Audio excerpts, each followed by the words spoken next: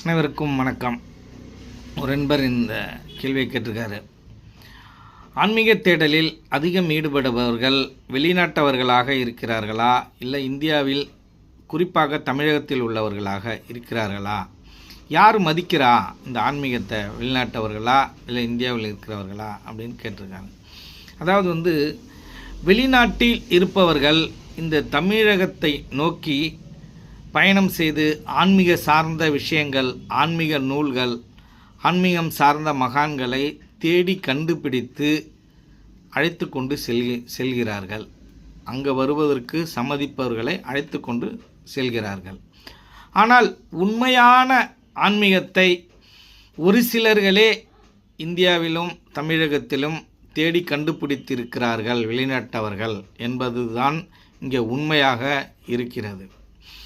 இப்போ இந்த ஆன்மீக பூமி அப்படின்னு நீங்கள் பார்த்தீங்கன்னா அது அதிகபட்சமான மகான்களையும் சித்தர்களையும் தன்னகத்தே வைத்திருக்கிற ஒரே இடம் அப்படின்னு பார்த்தீங்கன்னா இந்த தமிழ்நாடு தான்.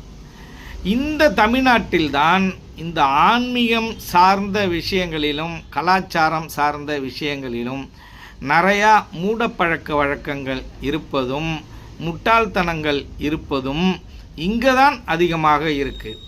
இதை யார் எப்படி புகுத்தினாங்க அப்படின்னா, ஒரு விதமாக இந்த மக்களிடம் இந்த போலி ஆன்மீகங்கிறது புகுத்தப்பட்டிருக்கு.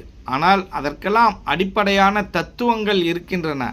ஆனால் அந்த தத்துவங்களை பற்றி இந்த பாமரர்களுக்கு தெரியுமா அப்படின்னா எதுவுமே தெரியாது.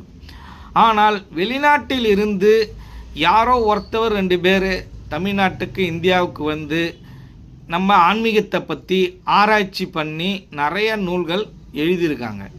ஆனால் நம்ம தமிழ்நாட்டில் நீங்கள் பார்த்தீங்கன்னா இந்த ஆன்மீகத்திற்குன்னு ஒரு பாடசாலை, ஒரு ஆன்மீகத்துக்குன்னு ஒரு ஸ்கூலு இருக்கா அப்படின்னு பார்த்தீங்கன்னா இல்லை. ஆனால் வடமொழி மந்திரங்களை கற்றுக்கொள்வதற்கும் அந்த வேத பாடசாலை என்ற நிறைய இடங்கள் இருக்குது. அவங்கெல்லாம் அந்த விஷயத்தை கற்றுக்குறாங்க, அந்த உருவ வழிபாட்டுக்குள்ள மந்திரங்கள்லாம். ஆனால் ஆன்மீகம் சார்ந்த உண்மையான ஆன்மீகம் யோகம் சார்ந்த ஸ்கூல் இந்தியாவில் இருக்கா, இல்லை தமிழ்நாட்டில் தனியாக இருக்கான்னா இல்லை. ஏதோ ஒரு பல்கலைக்கழகம் இந்தியாவுக்குள்ளே இருக்குதுன்னு நினைக்கிறேன். அது எல்லாத்தையும் சார்ந்த ஒரு தமிழ் பல்கலைக்கழகமாக இருக்குது. வெளிநாட்டெல்லாம் பார்த்திங்கன்னா இதை மாதிரி ஆன்மீகம் சார்ந்த பள்ளிக்கூடங்கள் 1, 2 இருப்பது. அந்த ஆன்மீகம் சார்ந்த பள்ளிக்கூடத்தை அமைப்பது தான் ஞான யோகா மையத்தின்